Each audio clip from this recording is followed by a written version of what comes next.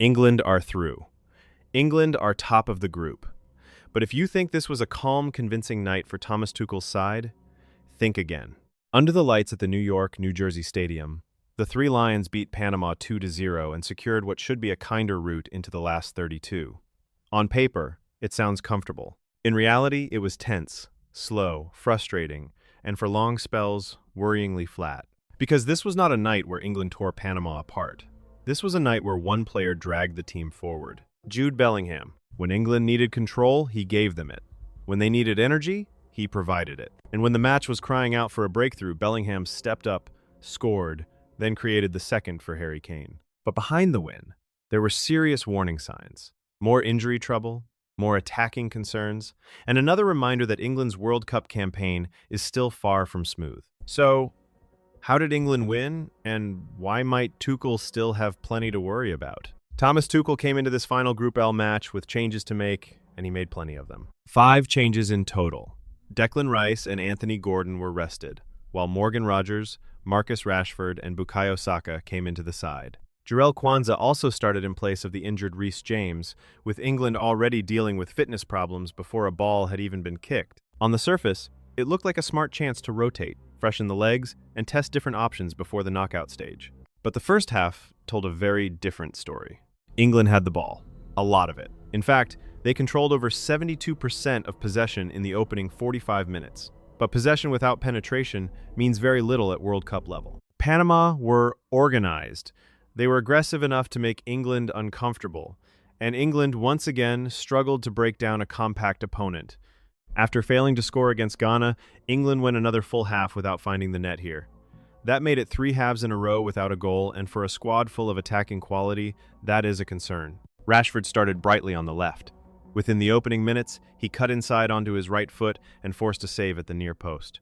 Moments later, he controlled a long ball from Marc Guehi brilliantly and looked ready to cause serious problems. But then the familiar pattern returned. The spark faded. The end product vanished.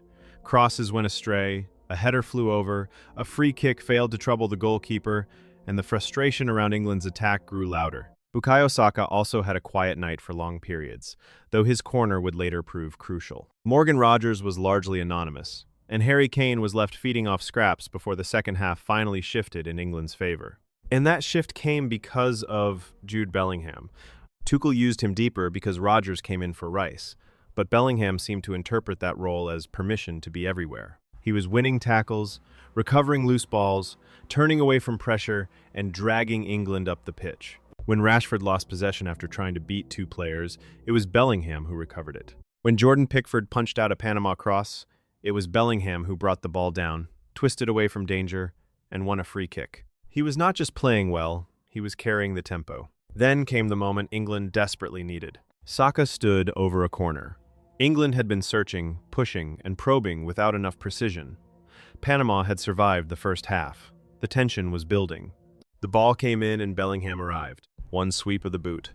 One clean finish. England finally had the breakthrough. Relief around the stadium. Relief on the pitch. Relief for Tuchel. But Bellingham was not finished. Only moments later, he showed the other side of his game. Chasing and working to create something from a long ball, he kept the move alive, found the space, and delivered the cross. Harry Kane was waiting.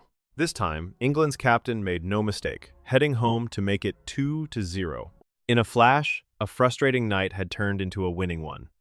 Bellingham had scored the first and created the second. Man of the match, there was no real debate. But even at 2-0, the concerns did not disappear. Jarell Quansah was forced off exactly on the hour mark, adding another injury problem for Tuchel. With Reece James already absent and potentially out for the rest of the tournament, England's right-back situation suddenly looks thin. Jed Spence is now the only available natural right-back.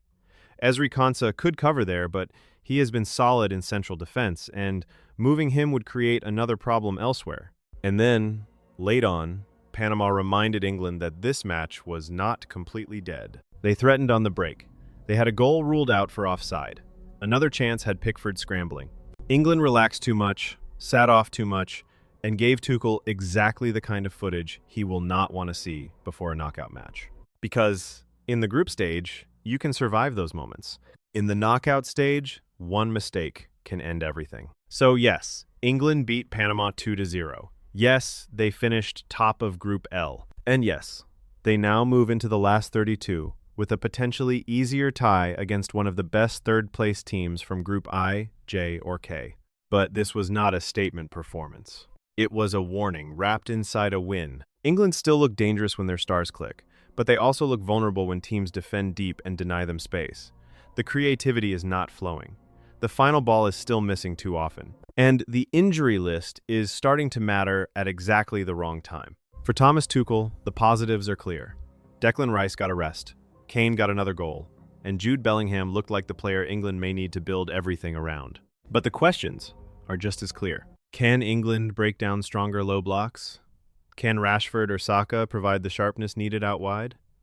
Who plays at right back if Quansah and James are both unavailable? And can Tuchel find the balance before the pressure turns brutal?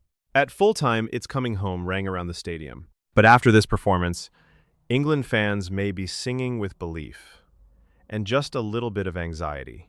Because England are through.